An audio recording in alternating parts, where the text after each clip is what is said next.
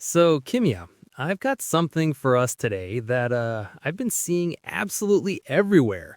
It's this phrase, quiet quitting.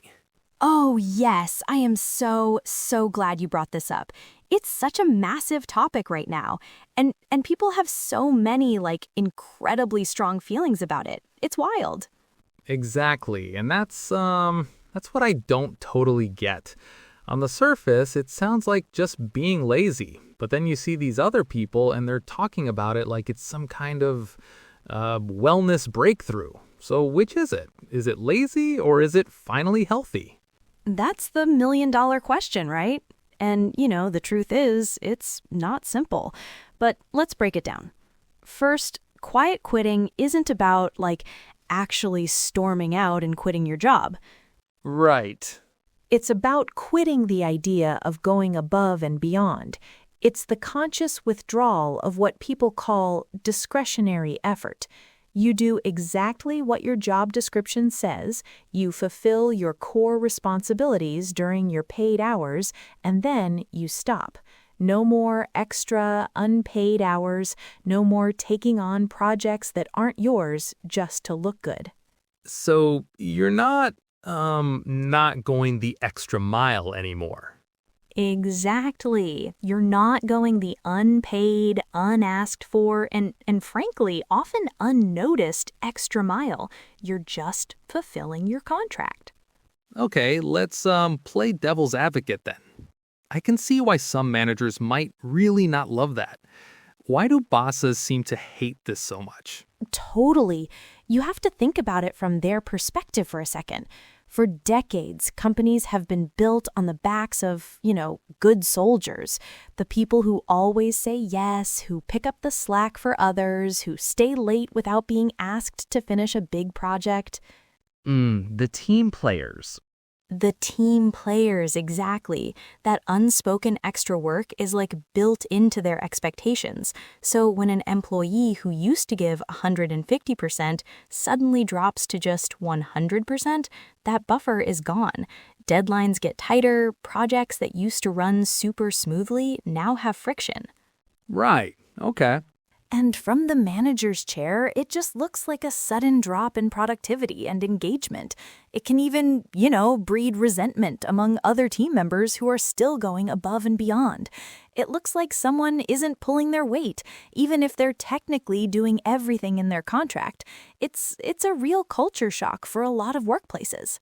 Okay, but that all assumes the old way was good. What's the personal argument for this? Why are people calling it healthy? Oh, it's a revolution in personal well-being, Kafka. Seriously. We have been in an epidemic of burnout for a decade.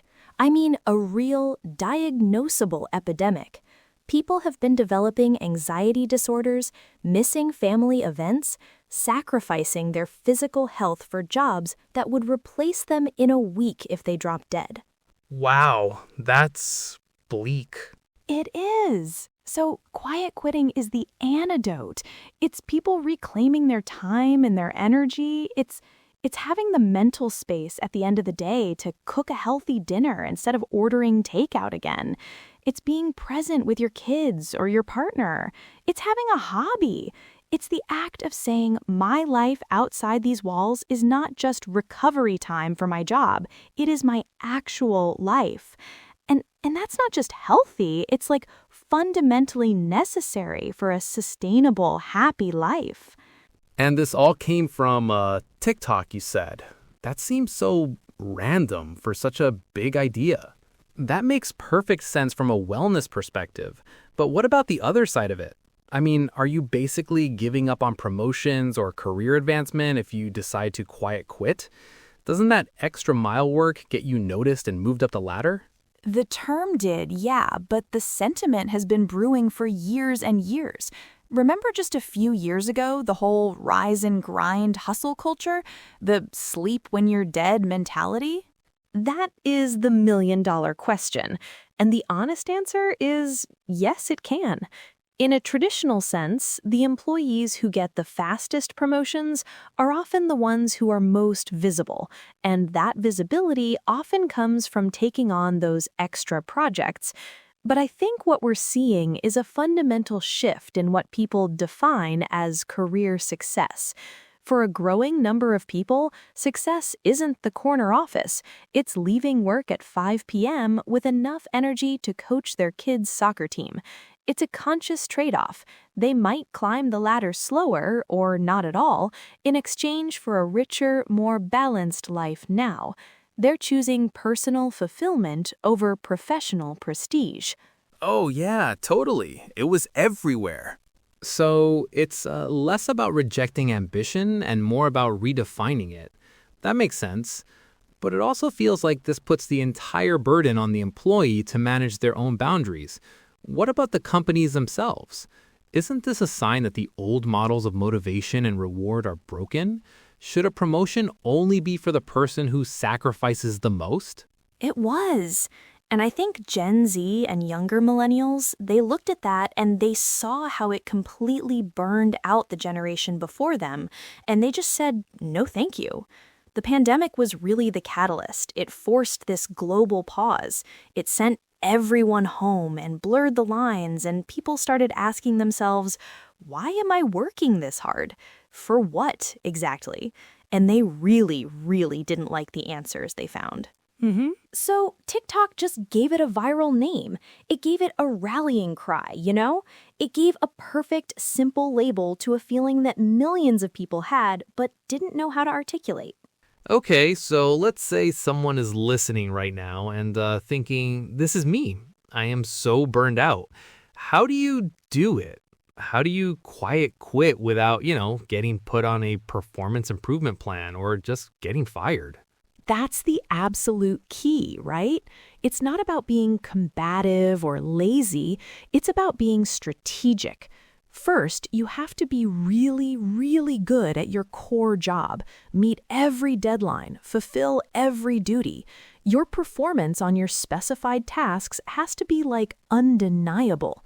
Be indispensable in your actual role. Exactly.